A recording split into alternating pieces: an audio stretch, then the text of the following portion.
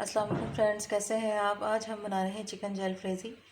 تو یہاں ہمارا جو پہلا اسٹیپ ہے وہ ہم نے تھوڑے سے پانی کے اندر جیل فریزی جو ہے مسالہ، اس کو ہم نے اچھی طریقے سے گھولنا ہے۔ یہ دیکھیں، میں نے پانی کے اندر جو ہے جیل فریزی مسالہ ہے وہ ایڈ کر دیا۔ اس کو اچھی طریقے سے مکس کر لیں۔ یہ دیکھیں، مسالہ اچھی طریقے سے مکس ہو گیا ہے۔ اب جو ہم نے چکن کیوبز کاٹی تھی اس کو ہم نے اس کے اندر ایڈ کر دینا ہے۔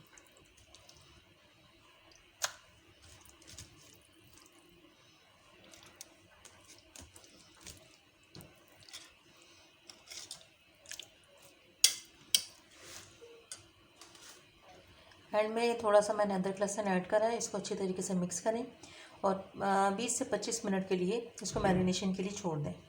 یہ 5 عدد ٹماٹر ہیں، ان کو باریک کاٹ کے 1 کپ پانی میں ابال لیں اچھی طریقے سے۔ یہاں میں نے ٹماٹروں میں 1.5 کپ پانی ایڈ کر دیا ہے۔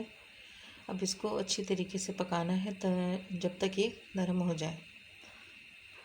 اب ایک پین میں آپ آئل گرم کر لیں اور اس کے اندر جو میرینیشن والا چکن تھا وہ ایڈ کر کے اس کو اچھی طریقے سے بھون لیں۔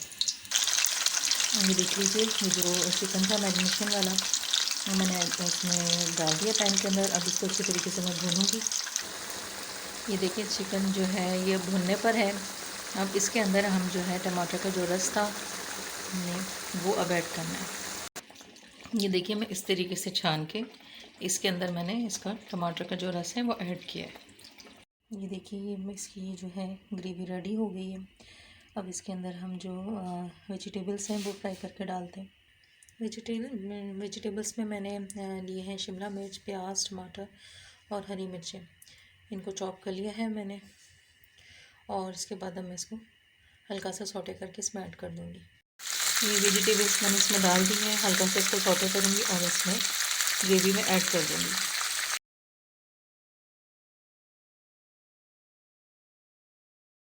سوٹے ہو گئی ہیں، اب یہ ہم اس کے اندر ایڈ کر دیں گے۔